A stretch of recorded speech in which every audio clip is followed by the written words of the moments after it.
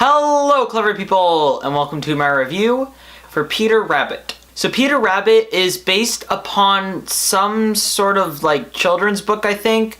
It's like a child's book or it's like a child's TV show. I don't know. It's something like that.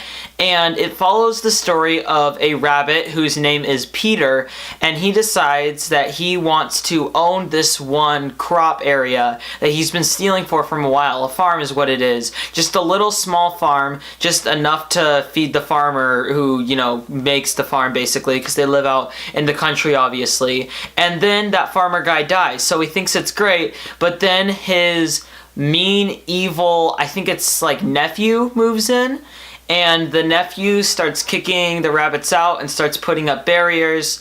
And the movie is really just kind of like 50 minutes of the rabbits trying to get in and realizing that they can't, and then them finding a way around it, and then the main guy in it getting hurt. And then like the first 20 minutes are about like the rabbits.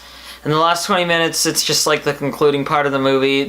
Peter Rabbit is your stereotypical children's movie, is what I'd say. Obviously, I wasn't excited for it because I don't care about Peter Rabbit, if I'm gonna be honest. It's kind of more of a joke to me. I'd never really heard of the child's book before this. I had never really heard of anything about it. I just didn't care. All I knew is that it was a movie coming out, and it had I think it was Domhnall Gleeson. I don't think it was Domhnall Gleeson in it. And the guy who voiced the high five emoji, James Corden, he voiced Peter Rabbit in it. That was the extent of my knowledge. I knew absolutely nothing else because I really didn't care. And you got Peter Rabbit. So this movie is like I said earlier, it's just your standard kid movie. I really don't have anything else to say about it.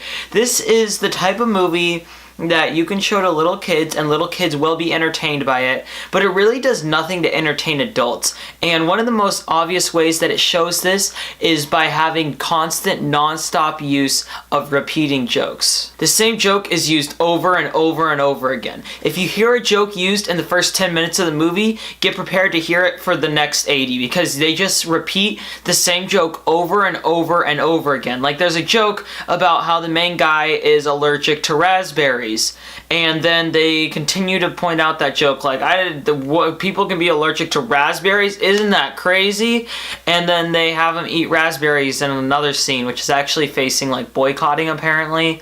I don't know. And then there is another joke about how the sun rises every morning, and the chicken freaks out like, oh my god, the sun is rising, isn't that great? The issue is that is so clearly just meant to entertain kids that adults could easily and quickly get bored of this movie. This could be a really terrible kids movie, or it could be a really fun kids movie that also entertains adults. It could really end up on either side of the spectrum, but this just sort of lands in the middle, which is the boring area, where you don't really have much to say about the movie other than the fact that it is indeed a kids movie. I don't know what else to say. The performances were alright, the humor is just really recycled, and it gets kind of boring after a while. I didn't really care about this movie, so I actually left in the last 20 minutes, because I was seeing it with a group of friends, and we didn't care about the rest of the film, so we just sort of left. And it had been so cliche up to that point, and it had been following the same exact structure for every single kids movie, that I basically knew how the movie was going to end, so I didn't really mind leaving. All in all, Peter Rabbit is just a very formulaic and generic movie that will probably end up showing on like Nickelodeon or something, like a kids channel like that, a few times, or it'll be used for babysitting, and those are really the two best uses for Peter Rabbit. It's just a mediocre movie. I'll give Peter Rabbit a 4 out of 10. Alright, that concludes my review for Peter Rabbit. What are your thoughts on this film? Or what do you think of the original book, I think it is? Comment in the comment section below and let me know. I'm Robert Burke, and this has been The Clever Critics. Goodbye.